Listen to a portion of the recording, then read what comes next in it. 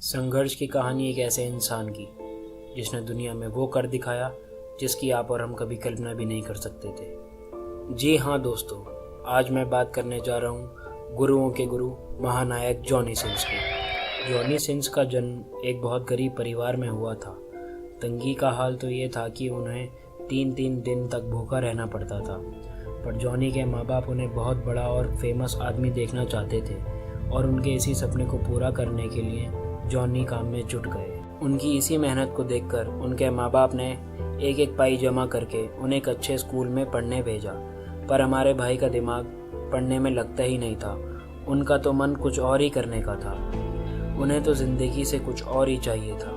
एक बार की बात है जब जॉनी के स्कूल में एक मेडिकल चेकअप हुआ जो उनकी ज़िंदगी में एक मुसीबतों का पहाड़ ले आया। जॉनी भैया बचपन से ही गंजे पैदा हुए थे, जिसकी वजह से उनके पास कुछ सुपरनैचुरल पावर्स थी। जब उनके मेडिकल चेकअप की रिपोर्ट आई तो पता ये चला कि उनकी क्लास की सभी लड़कियां प्रेग्नेंट हैं। इसे सुनकर प्रिंसिपल को बहुत गुस्सा आया, क्योंकि प्रिंसिपल का रिजल्ट भी पॉजिटिव ही निकला, जिसकी वजह से उन्हें स्कूल से निकाल दिया गया और अब उनकी फैमिली में और भी परेशानी आने लगी और वो घर से भाग गए। अब जॉनी भाई ने काम ढूंढना शुरू कर दिया और एक जगह प्लम्बर की नौकरी करने लगे। कुछ दिनों के बाद जब वो बोर हो गए, फिर उनको उनके एक दोस्त ने फायर फाइटर की जॉब दिलवा दी। वो खूब मेहनत और लगन से लोगों की मदद करने लगे और उन्होंने खूब लोगों को बचाया। उनकी इसी लगन और मेहनत को देखकर उन्हें पुलिस ऑफिसर की नौकरी मिल गई। उन्होंने उसमें भी खूब मन लगाकर काम किया और फिर एक दिन गंभीर चोट लगने की वजह से उन्होंने वो नौकरी भी छोड़ दी।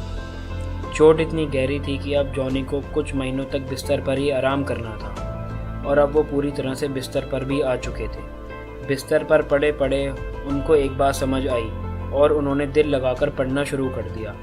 और फिर उनकी उसी मेहनत की वजह से उनकी किस्मत बदल गई। जिस स्कूल से उन्हें बाहर निकाल दिया गया था, अब वो उस स्कूल में टीचर की पोस्ट पर एज अ टीचर लग गए थे। देखते ही देखते कुछ ही महीनों में वह उसी स्कूल में प्रिंसिपल की पोस्ट पर आ गए। पर जॉनी भाई कहाँ रुकने वाले थे। जॉनी की किस्मत को तो कुछ और ही मंजूर था। प्रिंसिपल की जॉब के साथ साथ उन्होंने एस्ट्रोफिजिक्स की पढ़ाई भी शुरू कर दी और एक दिन वो एस्ट्रोनॉट भी बन गए। अब जॉनी की ज़िंदगी में सब कुछ सही चल रहा था, पर एक दिन अचानक उनकी तबीयत बिगड़ी और पता ये चला कि उन्हें कैंसर है। अब ऐसा लग रहा था कि जैसे सब कुछ खत्म हो जाएगा। वो अपनी ज़िंदगी की रेस में रोज़ रोज़ हार रहे थे, पर वो अपनी ज़िंदगी से लड़ते रहे और 2 ही महीने के अंदर उन्होंने कैंसर जैसी ख़तरनाक बीमारी को हरा दिया और उसी हॉस्पिटल में अब वो डॉक्टर बन गए थे। जब लोगों ने उनसे पूछा कि आपने तो डॉक्टर की पढ़ाई की ही नहीं, तो फिर आप डॉक्टर कैसे बने, तो इसके जवाब में उन्होंने चुपचाप रहे और कुछ नहीं बोले। पर लोग ये बात नहीं जानते थे कि जॉनी के पास कुछ सुपरनैचुरल पावर्स हैं, जिसे यूज़ करके उन्होंने अपने 2 महीने के कैंसर ट्रीटमेंट में ही सब कुछ सीख लिया था। टकला होने की वजह से उन्हें कोई लड़की घास नहीं डालती थी, पर जॉनी भैया कहते थे कि हम कोई भेड़ बकरी कोई हैं जो घास खाएंगे। कुछ तो बात थी जॉनी भैया में जो उन्हें दूसरों से अलग करती थी। अब उन्होंने अपना एक जिम खोला और वहाँ जिम इंस्ट्रक्टर बन गए। देखते ही देखते वो बहुत फेमस हो गए। सारी लड़कियाँ उनके पास आने लगी। वो पहले अपने एरिया में, फिर अपनी सिटी में, फिर अपनी कंट्री में और आज पूरी दुनिया में फेमस हो गए। जॉनी भैया एक जीती जागती मिसाल हैं कि अगर इंसान के मन में दृढ़ निश्चय हो तो वो कुछ भी हासिल कर सकता है।